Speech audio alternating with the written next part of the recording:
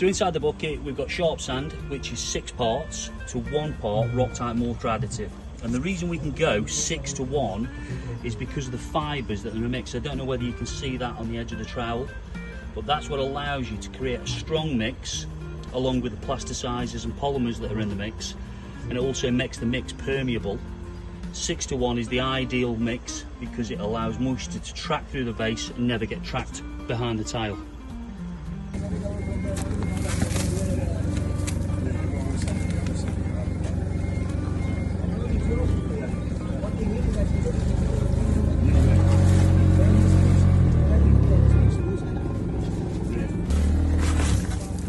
Hardcore down, we're looking at a 100mm of compacted hardcore. That isn't before it's compacted, that is after it's compacted.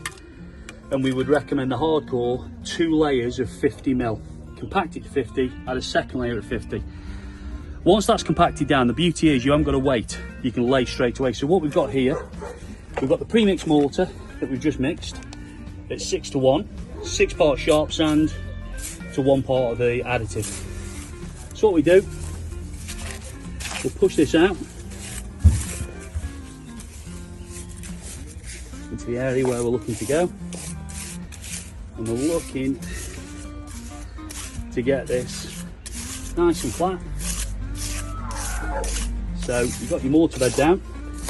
This is, as you can see, back of the house. So we're looking for this line to be level and falling away from the house. 1 to 60 fall away from the house. So we're looking to compact it in. Okay, and then once we've done that, so inside a 15kg bucket of porcelain primer, this is the rock type porcelain primer. If you open the bucket, you'll see there's 3 5kg bags. And the beauty of this on a hot day like we're in today, it means that you can mix as much or as little as you want. And the reason is, if you look on the side of the bucket, you've got 5, 10, 15. If you put your water line up to 5, up to 10, or up to 15, that is how much you're going to mix. So we'll go up to the 5 metre line.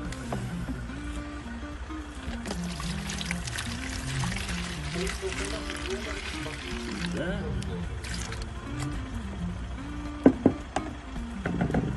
If we take just 1 bag, because obviously it's just for the 5 kilograms.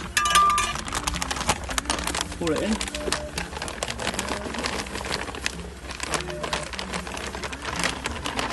And then what we do recommend is mechanically mixing this. So with a bloom whisk, nice and gentle, and you're looking for the consistency of condensed soup. Nice, a little bit thick.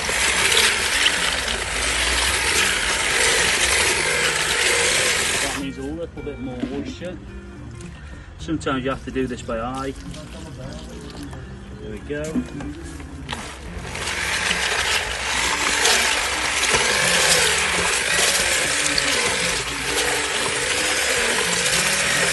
can see straight away it's that condensed soup consistency. What we'll do is just take it off the sides just to make sure we get all the mix in. You can see there's some dry in the corner there. The reason we put them in a square bucket, it's easier to get a roller into there. So it makes use for you guys a lot easier. There we go. And that is the consistency you're looking for. Okay? Without fail, we always prime the tile. Because if you lay the tile straight onto that mortar bed, it won't stick. These are porcelain tiles, they're completely impervious. And what that means is it's just like fixing glass. Water will not penetrate into the tile. And what it will always do is debond away from sand and cement, which in essence the mortar bed is. You can see I'm being really liberal, because what you want to do, you can see this is quite a dry mix, mortar mix that we're using. So we want to fill the waffles on the back of the tile and make sure there's going to be a good solid contact between the tile and the mortar bed. Recommend a white rubber mallet. White because it won't stain the tiles, won't mark the tiles. Tamper the tile in, and you can see here the primer is starting to come out of the joint. We want that thoroughly in. Get it well in, like that. do, we know that's a solid bed now, and then we would strike that line like that, and we're ready then to start putting the next tile in place.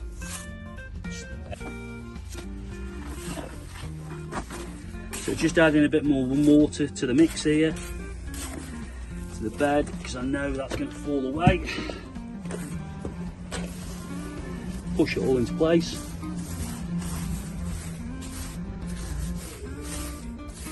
And as you can see, it is a dry mix, and the reason you want it dry is it will support the tile better when that tile's laid in place. So let's get it in place. At this point, take your time. Make sure you get a good solid contact, because this is where you'll get tile failures if you don't get that solid bed of adhesive. So we're ready to go again with the second tile. At this point, what we'd do, we would recommend leveling clips. And these are a 5mm leveling clip. Put them in place. Yet again, always prime the tile.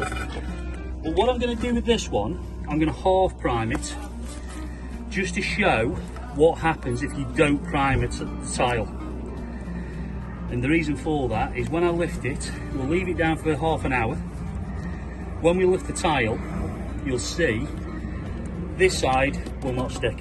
That side will be completely stuck down and it's rigid. Okay, so it's going to be this side that will come up clean. Offer into place. Straight away I can see I need more mortar down that end. So I'll lift the tile, more mortar in.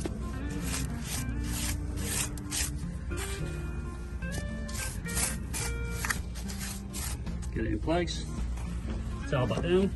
Now I've got it to where I want it. I can see it's slightly flush. Get it in, clean that joint out.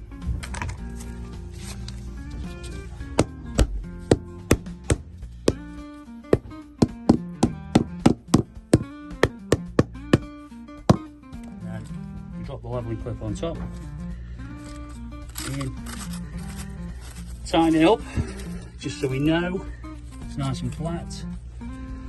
Same at this end, nice and tight. And if I've got them in right, I know that it's not going to catch. I'm just going to take that off there. I'm just going to give a quick sponge, just to make sure, and if you keep sponging as you go, what that does, it gives you a better finish at the end, and it makes it easier to grout. So just sponge as you go, and it'll make it easier for grouting later. Okay? Good. So very important, with our mortar mix, you can go down to 25mm with it. The convention is, for the industry, if it's normal sand and cement, they recommend 50mm, and that's a lot of mixing, it's a lot of dig out. With ours, as you can see,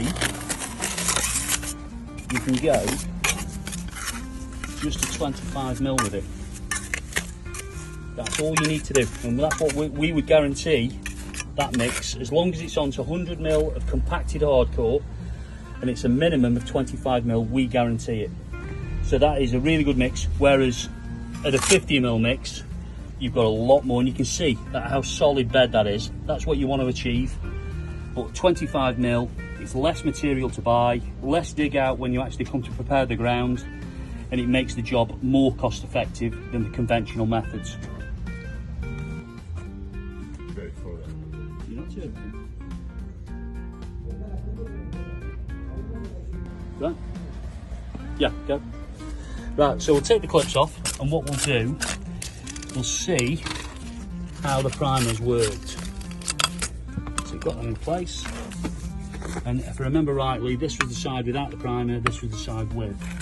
So as we lift it, you'll see, there you go, you can see it's well stuck to the mortar.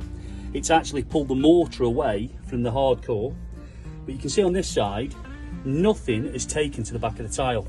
It's left the indents of the waffles, so the indents of the tile on the back of the mortar bed, and nothing will stick to it. And what would happen even once that mortar is completely cured and gone off, the tiles will become loose.